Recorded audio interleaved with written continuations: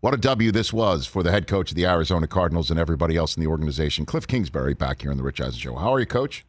I'm doing well. Thanks for having me on, Rich. What was that flight home like, Coach? It was good. Our guys were excited. I think, we have some veteran leadership. They came out here for a reason and with a purpose, and they were really, really excited how Week 1 went. I'm sure the name J.J. Watt rolls off the tongue, certainly when you're referring to veteran leadership that came to Arizona. What has he brought to the equation, Kliff Kingsbury? He's really lifted up the entire building. I mean, when he walks in, whether it's the weight room or meetings or you're on a Zoom, I mean, he is intense. He's looking you in the eyes. He's taking notes.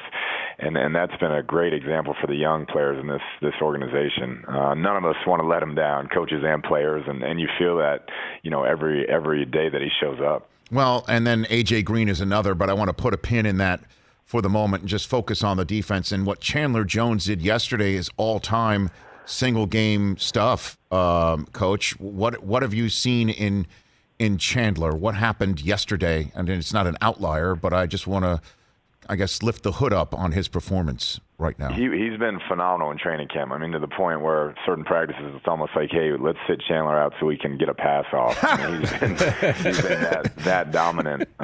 So it's when you see that in practice and you think you know what you're seeing, and then it shows up on Sunday, that's always rewarding for a coach. And he really set the tone in that game. He had a tackle for a loss on Henry the very first play of the game, and then got the strip stack that put us in position for more points there early, and he was phenomenal. I assume he got a game ball?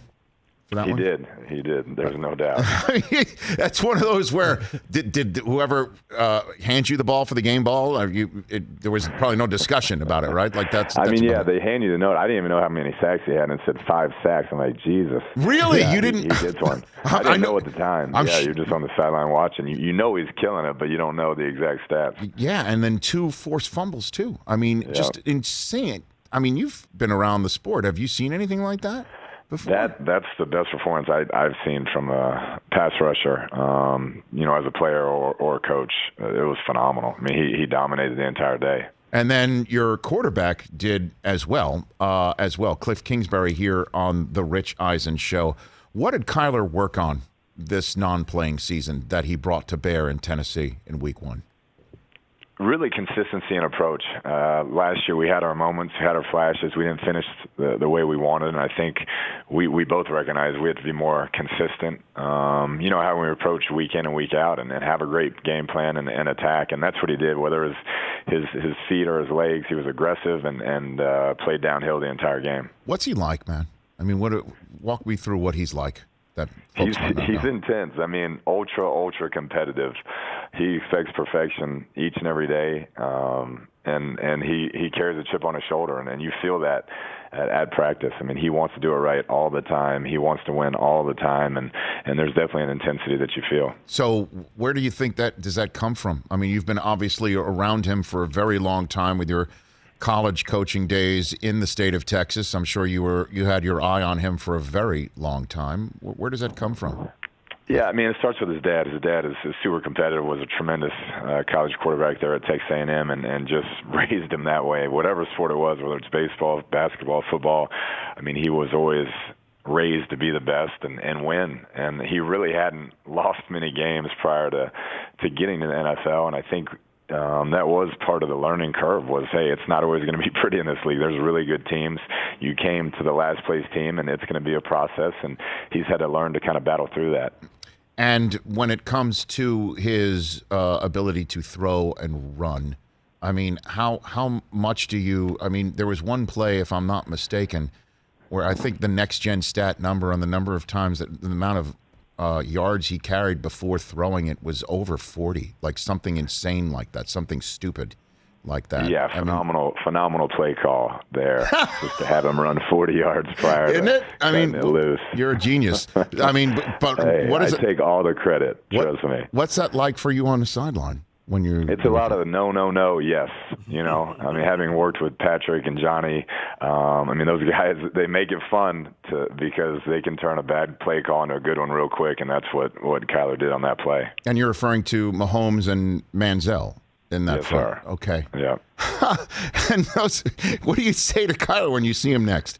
after a play like that. High five him. Nice job, bud. And keep it moving. I mean, those guys that had that ability, I learned that a long time ago. You don't want to pull the reins too tight. If they can make plays like that, let them do their thing. Well, I mean, there is a coaching aspect to this where you got to know when to push the pedal to the metal and say, let's not do that, or like, screw it. I mean, I got a stallion here that I need to ride as well and let him do what he wants to do. I'm wondering what that's like.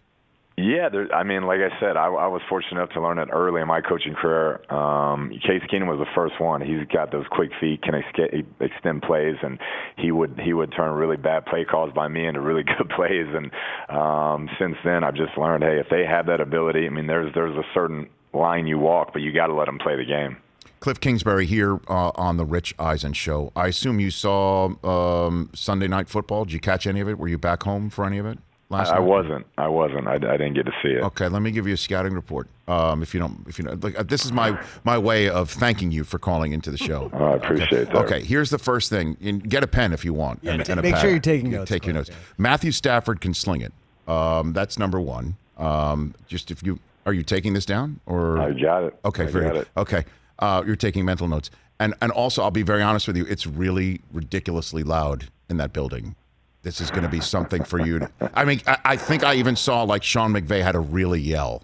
You know what I'm saying? Into his, right. You know, he's a yeller in general. I know that, I mean, right? When he talks, it's very vocal. I know he's loud just to begin with. Even I'm sure when you're at dinner with him, you just like got to tell him to keep it down. You're just ordering dinner, Sean. You know, you can't tell him to keep it down.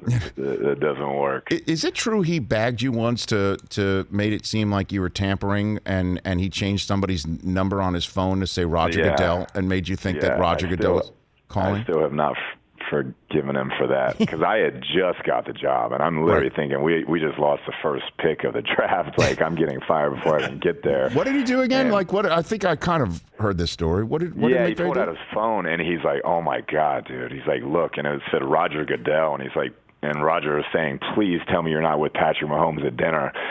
And I'm like, oh, my God. And he's like, dude, he never texts me. This is not good. And so he played it up for a little bit, and then I about melted in the chair, and then he let me know it was a joke. Okay, so then when you're laying it on thick on the Rams, we know why. Like, that's the way it's going to go? It's not professional. We will do our best. They have a really good team, so we'll see how that one goes. Well, the reason why I bring it all up is I think the NFC West is the deepest end of the NFL pool. There's no doubt about it. And I'm wondering what you think about the competition. Clearly, you can only take care of your own house.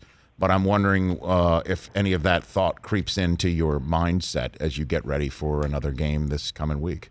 You definitely see the scores week in and week out. I mean, you have some tremendous quarterback plays, some tremendous offensive minds. Pete Carroll's one of the greatest coaches of all time, whether it's college or the NFL, and so you see it. And then when you play those games, I mean, you know it's going to be a dogfight week in and week out, and it's really helped us grow as an organization since I've been here because, I mean, there is no easy Sundays once you get into conference play.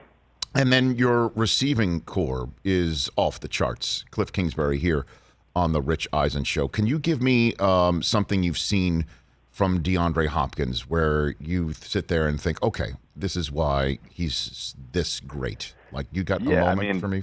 Yeah, I would say just he's like an X-Man with his hands. Like, his hands are the biggest things I've ever seen. And then his body control and the way he can adjust the ball when it's in the air, I've never seen anything like it. And he's super, super competitive. When he goes out there on Sundays, I mean, he wants the ball every snap. He'll let you know as a play caller he wants the ball every snap. He will. Yeah, he will tell you directly, and he's probably not wrong most of the time. So that makes it fun to coach. No, I know that. It's just, I'll be honest. As somebody who has may not have been wondering why he's not getting the ball more because of a fantasy football contest for 3 years running. Honestly, I'm wondering if because you're right. Like, not only does he grab everything in his catch radius, which is damn near half the field, but I never once think that he did not get both feet down. Never. I agree. I mean, we had one yesterday in the back of the end zone that it's like you don't have to look at the replay. Like, he found a way. And if you're not getting the ball, like I said, he will let you know that he should be getting it. Can you give me an example of that, please? I mean, I'll give you. Here's my impersonation. Okay. Ready? All right. Yes. Kliff, I don't know why you make this so hard, dog. All you got to do is throw me the ball. That's it. Just throw me the ball. Why do you make it so hard, Coach? I don't know. I ask myself every Sunday, give him the ball. Well, you also have others there. I mean, Kirk scored twice yesterday, too. I don't know if you are aware of this statistic, that it's the first time in the history of the Cardinals that 2 receivers had at least 2 touchdowns or more. That's never happened in the history of the Cardinals franchise. I didn't know that. I assumed because they had Bolden and Fitz here together for a while, so that's surprising. But yeah, Christian's been phenomenal. We played him more outside last year. He can play outside and inside, but he's really found a role there inside in the slot and has really played at a high level all camp and then obviously yesterday. And now I'm going to remove the pin I put in mentioning A.J. Green earlier in this interview. What has he brought to your Cardinal table, Coach? He can still really go. Quick twitch, size, catch radius, and then just a consummate professional. I mean, he's been tremendous for that wide receiver room. He and Hop, both from South Carolina, have a great rapport, and I can't say enough good things about what AJ's brought to the offense. Man, Keim has put a Ferrari in your garage. I mean, this is, you know. Yeah, I've heard he lets me know. He does. Well. Everybody's letting you know stuff. I'm telling you. What's this? I mean, they just let me know. But yeah, I can't say enough good things. He had a real emphasis on bringing in veteran leaders that could help us win now, and obviously it's a good group and they're fun to be around, and they've done a great job of setting an example for this roster. All right, I'm going to finish up with a question again. I don't usually ask this of a head coach in the National Football League, but how's your house? How's it going? It's good. How's that? It's good. That pad? Yeah, the housing prices are booming in Arizona. Okay. So and how's the fire pit? Is that still burning? Is that still burning bright right now?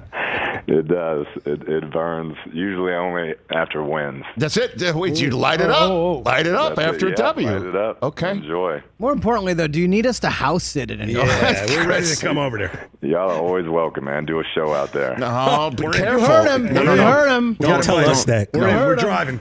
Coach, do not feed the animals. Do not. Why do you got to make it so tough, Coach? It ain't that hard, dog. Why do you? Yes! Well done. Coach, thanks for the call. Let's do this more often. I appreciate it. Thanks, Rich. Appreciate it. You got it. Thanks, Coach. You got it. That's Kliff Kingsbury on the Rich Eisen Show. Mercedes-Benz Vans phone line right here after the W against the Tennessee Titans. So you heard him. It's real simple. Road trip to Arizona in a Mercedes-Benz van. I mean, in the Sprinter van. We go to Arizona. We do a couple of shows from Kliff's house. We take in the game, maybe from the coaches or the owner's suite. Yes. Yeah. Hey, you watched all the way to the end. Thanks for that. Watch more right here.